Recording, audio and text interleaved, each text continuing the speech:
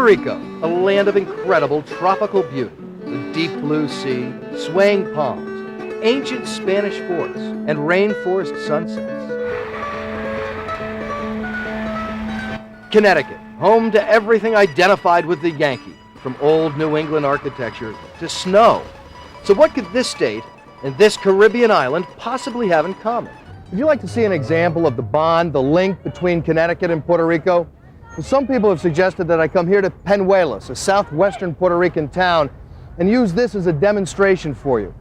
In some respects, Peñuelas is kind of like a sister city to Waterbury, and some have said if I just walk around holding up a sign saying Waterbury, Connecticut, you know it, right? That I'll find so many people who have links to Waterbury, family there, or who have lived there themselves. You ever live there? So off I went through the streets of Peñuelas. I met the people, I showed the sign. Why the Waterbury connection? Well, apparently the first Peñuelans to settle in Connecticut were eventually drawn to the hills of Waterbury, which reminded them of the hills of home. Some of the people in our sign test did not connect, but many did.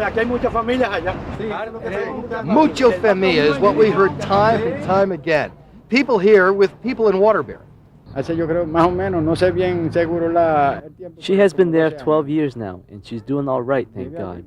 It's a good place to live, according to her. She likes it a lot over there. There is this guy who lives in Waterbury, Francisco Moniz and his family. There are friends who are my neighbors who are also in that area. Another Connecticut connection is here, the small, sleepy northeastern Puerto Rican town of Luisa. On the same day Luisa holds its Festival of Saints each July, New Haven's Puerto Rican community does the same.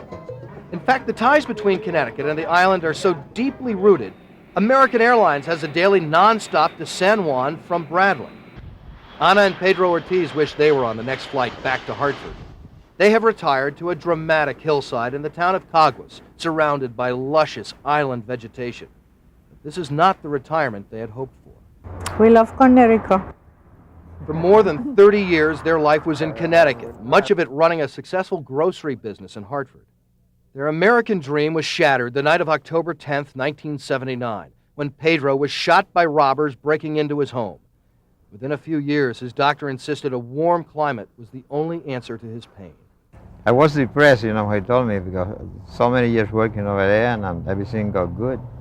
And we had to sell everything and come back here, We have a beautiful home in Newington and so many friends over here. We don't know nobody. They are among the tens of thousands of hard-working, enterprising Puerto Ricans to make a home in Connecticut.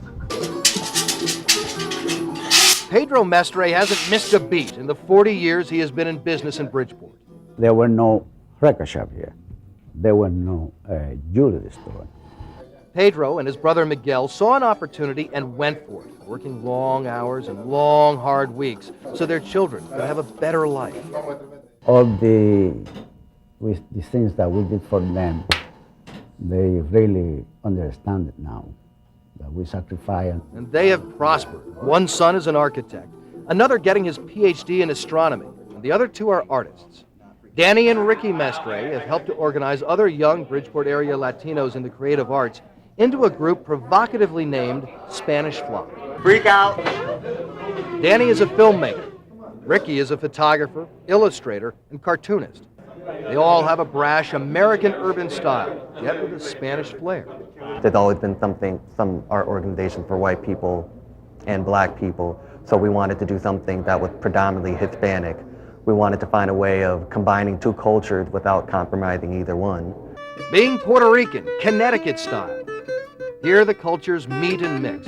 The hills of Waterbury, reminiscent of the central Puerto Rican countryside. The festivals of the homeland. And the American dream, being lived by a group of people uniquely American.